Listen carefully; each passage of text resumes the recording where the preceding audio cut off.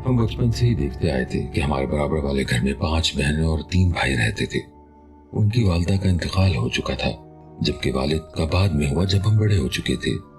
उनके घर का उसूल था कि जब कोई बैल बजाता, घर के अंदर से आवाज आती, कौन साहब। मेरी आदत थी, मैं मजाक में कहती, आंटी साहब नहीं, साहिबा। उन तमाम बहनों की उम्र काफी बड़ी थी, कुछ तो अम्मी से भी बड़ी थी। हमारे बड़े होने तक एक एक करके तमाम बहनों की शादी हो गई और फिर भाइयों ने भी कर ली, मगर एक बहन जिनकी अभी तक शादी नहीं हुई थी, अचानक सीढ़ियों से गिरकर हादसे का शिकार हो गई और इंतकाल फरमा गई। शादी के बाद अम्मी के यहाँ जाना तो होता ही था, तो आंटी वगैरह में से कोई ना कोई अपने घर आया हुआ होता था। दरवाजे पे ही दुआ सलाम हो जाती थी। अभी तबीयत की खराबी की वजह से मैं अम्मी के यहाँ पिछले कई दिनों से नहीं जा सकी थी। अम्मी के घर भी अब सिर्फ भाई और अम्मी ही होते थे, क्योंकि अल्लाह के करम से हम चारों बहनों की भी शादी हो चुकी थी। एक दिन मेरा दिल बहुत घबरा रहा था। सर्दियों की रात थी। मियाँ को 10 बजे दोस्त की कॉल आई, मैं कराची से आया हुआ हूँ, फौरन आ जाओ। उनका दोस्त काफी अरसे बाद कराची वापस आया था, तो उनको भी मिलने का बहुत इश्तियाक हो रहा था। जाते जाते बेटा भी बाबा के पीछे ही लग गया, तो मुझे कहने लगे, चलो मैं तुम्हें अम्मी के घर छोड़ आता हूँ। अब हुआ यूं कि वो मुझे सड़क की तरफ ही उतार कर आगे चले गए। इत्तेफाक से लाइट गई हुई थी, बैल बजाना भी बेकार था। मैंने मोबाइल निकाला, कॉल की तो पैकेज खत्म। दिल में पहले ही अजीब सी कैफियत थी। खैर घूम कर गली से जाने का फैसला किया, क्योंकि अम्मी का बेडरूम गली से करीब था और सड़क से दूर। दरवाजा बजता तो आवाज न जाती। मैं पूरा लंबा चक्कर काट कर जब गली में दाखिल हुई तो 2 घर गुजार कर अम्मी का गेट दूर से ही नजर आ गया कि ताला लगा हुआ है, और अब मेरी बिल्कुल हिम्मत नहीं थी कि मैं अपने घर वापस पैदल जाऊं। गली में बिल्कुल घुप अंधेरा हो रहा था। मैंने बराबर वाली आंटी का दरवाजा जोर से बजा दिया। कोई आवाज ना आई। मैंने फिर और जोर से बजाया, लेकिन अब भी कोई जवाब ना आया। अब जब मैं पलटने लगी तो एकदम आवाज आई, कौन साहब। मैंने शुक्र अदा किया और कहा, आंटी मैं शैला हूं, दरवाजा खोलिए। मेरा ये कहना ही था कि दरवाजा खुल गया। मैं बेफिक्री से अंदर दाखिल हुई, मगर चौंकी। दरवाजे के पीछे तो कोई नहीं था और सामने लाउंज में डाइनिंग टेबल पे एक मोमबत्ती जल रही थी। मुझे लगा आंटी जल्दी में होंगी, दरवाजा खोलकर किचन या वॉशरूम में चली गई हैं, लेकिन भाभी वगैरह भी कोई घर में नजर नहीं आ रहा था। मैं थक चुकी थी, इसलिए जाकर डाइनिंग टेबल पे चेयर खींच के बैठ गई। हल्की हल्की रोशनी हो रही थी और घर में बिल्कुल सन्नाटा था। बैठे बैठे जब काफी देर हो गई, मुझे सन्नाटे से खौफ महसूस होने लगा और पेट में हौल उठने लगे। तो मैंने आवाज दी, आंटी कहाँ हैं आप लोग। मैंने बारी बारी सबके नाम लेके पुकारा, मगर कोई जवाब न मिला। अब मेरी घबराहट बढ़ने लगी थी और मैंने सोचा कि मैं फौरन यहाँ से चलती हूँ। ये सोचते ही मैं जैसे खड़ी हुई तो मुझे अपने कांधे पे किसी का हाथ महसूस हुआ। अभी मैंने पीछे पलट के देखा ही था कि मैं खड़ी की खड़ी ही रह गई, क्योंकि मेरे पीछे कोई नहीं था, जबकि कांधे पे अभी भी किसी के हाथ का लम्स महसूस हो रहा था। मैंने डर कर पर्स उठाया और एक कदम दरवाजे की तरफ बढ़ाया ही था कि डाइनिंग टेबल पे रखी वाहिद मोमबत्ती बुझ गई और कमरा अंधेरे में डूब गया। अब मैं जहां खड़ी थी वहीं खड़ी की खड़ी रह गई। घर में बिल्कुल अंधेरा था। सामने घर का दरवाजा अभी भी थोड़ा सा खुला था और हल्की हल्की रोशनी वहां से अंदर आ रही थी। मैं दीवारें टटोल कर दरवाजे की तरफ बढ़ी थी, इस सामने कमरे से एक आवाज आई। फिर उस कमरे का दरवाजा खुला और हल्की सी रोशनी बाहर आई। सबसे छोटी आंटी हाथ में इमरजेंसी लाइट लिए बाहर निकली और एकदम मुझे देखकर खुशी से बोली, बेटा तुम कब आई। मेरे हवास अब तक सल्ब हो चुके थे। मुझे ऐसा लग रहा था वो आंटी नहीं, वो भी कोई पुरअसरार चीज है। मैं उन्हें बस देखती ही रह गई। वो धीरे धीरे इमरजेंसी लाइट लिए मेरे पास आई और मुझे इस कैफियत में देखकर कहने लगी, तुम्हारी अम्मी ने बताया था कि काफी बीमार रहने लगी हो। अभी थोड़ी देर पहले ही तो मुलाकात हुई है, तुम्हारी नानी के घर जा रही थी। अच्छा खैर तुम बैठो, अभी वो वापस आ जाएंगी। फिर मेरा हाथ पकड़कर उन्होंने वापस मुझे चेयर पर बिठा दिया। उनके नॉर्मल रवैये से मैं काफी पुरसुकून हो गई थी, मगर कुछ सवाल अब भी मेरे दिमाग में गर्दिश कर रहे थे। घबराहट में मैं उन्हें सलाम करना भी भूल गई थी। अस्सलाम वालेकुम आंटी, बस सॉरी ज़रा अंधेरे से घबरा गई थी। अम्मी के घर आई थी लेकिन उनके घर ताला लगा हुआ है तो फिर आपके घर चली आई।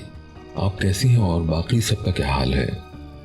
मैं कोशिश कर रही थी कि मेरा खौफ उन पे जाहिर ना हो। इमरजेंसी लाइट की वजह से कमरे में थोड़ी रोशनी ज़्यादा हो रही थी, मगर ये क्या, डाइनिंग टेबल पर रखी हुई मोमबत्ती अब वहाँ मौजूद नहीं थी। मुझे समझ नहीं आ रहा था कि आंटी से ये सब कैसे पूछूं। आंटी इतनी देर में कुर्सी खिसकाकर मेरे बिल्कुल करीब बैठ चुकी थी। अब इस वक्त डर के मारे शायद मुझे सब कुछ बहुत अजीब लग रहा था। उनकी खामोश मुस्कुराहट भी बहुत पुरअसरार थी। बेटा, परेशान होने की कोई बात नहीं, लाइट अभी आ जाएगी, और तुम्हारी अम्मी भी। मैं नहीं चाहती थी कि उनको महसूस हो कि मैं खौफजदा हो रही हूँ, लेकिन हालात इतने अजीब हो रहे थे कि मुझे लगता है कि मेरा खौफ मेरे चेहरे से आया था। खैर, मैंने बात से बात निकालने की कोशिश की और कहा, भाभी लोग नजर नहीं आ रहे हैं? तुम्हें तो पता है आसिफ भैया बाहर सेटल हैं। उन्होंने वासिफ की फैमिली को भी वहीं सेट कर दिया है, और काशिफ वो अपनी फैमिली के साथ दूसरे शहर गया हुआ है। मैं भी उनकी बात पे सर हिला रही थी कि उनकी अगली बात सुनकर दोबारा खौफ में मुब्तला हो गई। कहने लगी, हम में से कोई ना कोई आ जाता है, अब इशरत आपी को अकेला भी तो नहीं छोड़ सकते ना। मैं बस सख्ते की हालत में उनको देख रही थी, उनकी बातें सुन रही थी, क्योंकि इशरत आंटी का तो इंतकाल हो चुका था। घर का दरवाजा अभी भी आधा खुला हुआ सामने नजर आ रहा था। मैं चाहती थी कि मैं जल्दी से भाग कर घर से बाहर निकल जाऊं। मैंने बहाना बनाकर आंटी से कहा कि प्लीज मुझे पानी पिला दीजिए। आंटी मुस्कुराती हुई उठी और किचन में चली गई। मैं उठकर घर से बाहर जाना चाहती थी, लेकिन ऐसा लगता था कि जैसे मेरा जिस्म जम गया है, शायद खौफ से ऐसा हो रहा था। मैं हिम्मत करके कुर्सी से उठी और किचन के सामने से गुजरते हुए आंटी को कहा, आंटी मैं चलती हूँ, शायद लगता है अम्मी आ गई हैं। ये कहते हुए जैसे ही मेरी नजर किचन में पड़ी, किचन बिल्कुल खाली था, अंदर कोई मौजूद नहीं था। मैं लड़खड़ाती हुई दरवाजे की तरफ बढ़ी थी कि किसी ने मेरा हाथ पकड़ लिया। मैं पलटी तो वहां उनकी चौथे नंबर वाली बहन थी, और मुझे हैरत हुई वो कब आई। उन्होंने मुस्कुराते हुए मुझे वापस कुर्सी पे बिठा दिया। कहाँ जा रही हो बेटा? मैं तुम्हारे लिए कॉफी लेने गई थी। मैं उस वक्त कुछ भी सोचने के काबिल नहीं थी। मुझ पे दहशत सवार हो गई थी। दिल लगता था बाहर आ जाएगा। पहले वाली आंटी एकदम से उनसे कैसे बदल गई थी। उन्होंने गर्म कॉफी का कप मेरी तरफ खिसका दिया और मुझे घूरते हुए मुस्कुराई। मेरे हाथ पैर तो जैसे कपकपा रहे थे। मैं आंटी को देख रही थी और वो मुझे देखकर मुस्कुरा रही थी। अब अंधेरे में मुझे ऐसा लगने लगा था कि जैसे उनका चेहरा भी बदलने लगा हो। मैं आंखें फाड़े बस उन्हें तके जा रही थी कि अचानक रोड साइड से बिल्लियों की बेतहाशा रोने की आवाजें आईं। आंटी की मुस्कुराहट एकदम गुस्से में बदल गई। वो तेजी से उठी और बड़बड़ाती हुई उस तरफ दौड़ी। अभी बताती हूँ इन्हें। उनके निकलते ही जैसे मैं किसी ट्रांस से बाहर आई, तेजी से भागते हुए गली वाले दरवाजे तक पहुंची और गली में निकलकर भागने लगी। ये भी ना देखा कि अम्मी आई है या नहीं। मेरा घर भी उसी मोहल्ले में था, करीबन कोई 10 से 15 मिनट का फासला होगा, लेकिन मुझे लगा जैसे मैं कोई आधा घंटा भागती रही हूँ। जब फूली हुई सांसों के साथ घर पहुंची तो हमारा मेन गेट खोला हुआ था। घर में दाखिल होते ही मैं तेजी से अपने पोर्शन का जीना चढ़ गई। भागते हुए ऊपर चढ़ी और जोर जोर से दरवाजा बचाने लगी, और इतने में दरवाजे पे नजर पड़ी। दरवाजे पे इतना बड़ा ताला लगा हुआ था। फिर याद आया कि मेरे शौहर तो मेरे साथ बाहर निकले थे और वो शायद अभी तक वापस नहीं आए हैं। अब मैं वापस मुड़ी के नीचे जेठानी के पोर्शन में जाती हूँ, मगर मेरे मुड़ते ही अपने पोर्शन से जो कि लॉक था आवाज आई, कौन साहब? ये आवाज इशरत आंटी की थी।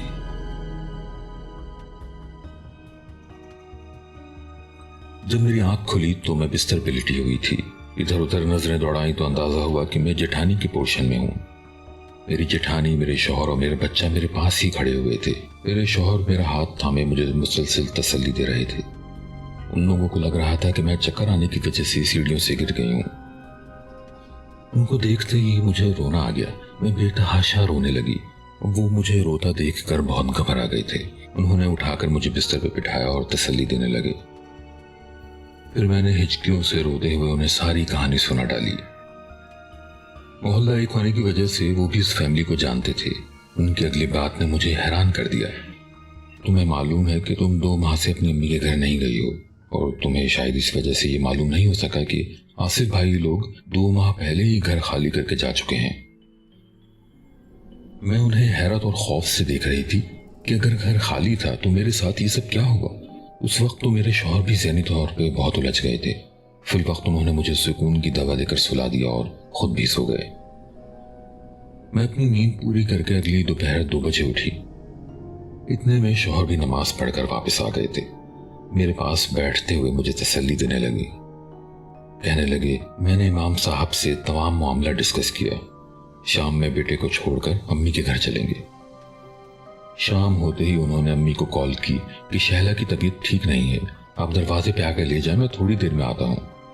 मगरिब का वक्त करीब हो रहा था। अम्मी ने मेरी हालत देखी तो परेशान हो गई। बेटा शहला, क्या हालत बना ली है तुमने अपनी। और जब मेरा हाथ पकड़े पकड़े वो ड्राइंग रूम में दाखिल हुई तो वहां मौजूद मेहमानों को देखकर मेरी आंखें दहशत से खुली रह गईं, क्योंकि वहां 4 आंटियां मौजूद थीं, इशरत आंटी के अलावा।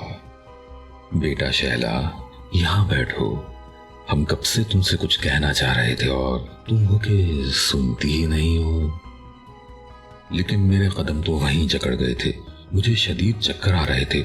मेरे कुछ भी समझ में नहीं आ रहा था। इतने में मुझे अपने कंधे पे किसी के हाथ का लम्स महसूस हुआ। पीछे इशरत आंटी खड़ी थी। क्या करना चाहती हो? क्यों अपनी जान की दुश्मन बनी हो? सुनो, वो हमारा घर है और हम ही वहीं रहेंगे। हम तुम्हें बस यही बताना चाहते थे, मगर तुम समझते नहीं हो। मैंने अपनी आंखें बंद कर ली और कानों पे हाथ रख लिए। अब मुझे 4 आंटियों के रोने और सिसकने की आवाजें आने लगी।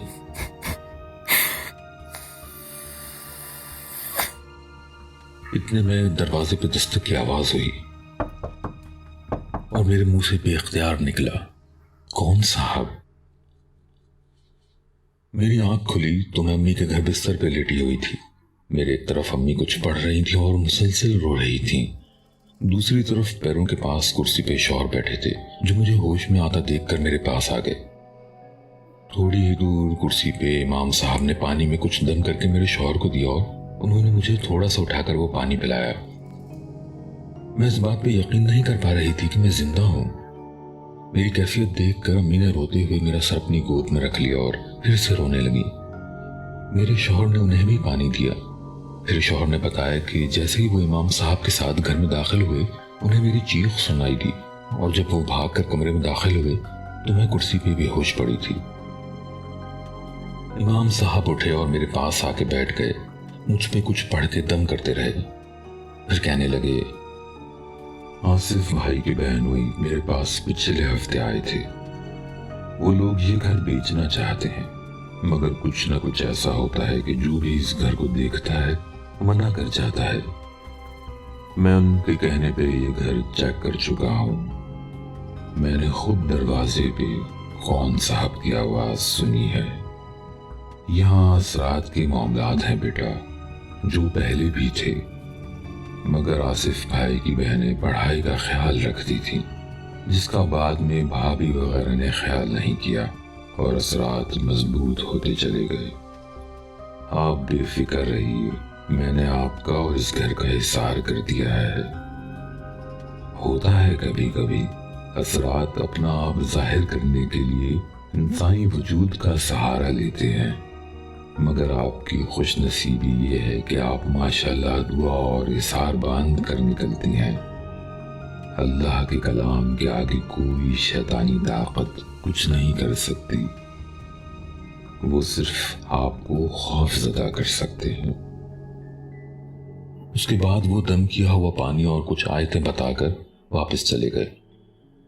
कुछ दिन मैं अम्मी के यहाँ ही रुकी रही। शुरू से ही हमारी अम्मी ने हमेशा हमें दुआएं और हिसार बांधने की आदत डाली थी, जिसकी वजह से मैं किसी बड़े नुकसान से महफूज रही। उस घर के असरात का भी रूहानी इलाज से तोड़ हुआ और अब वहाँ एक नई फैमिली रहती है।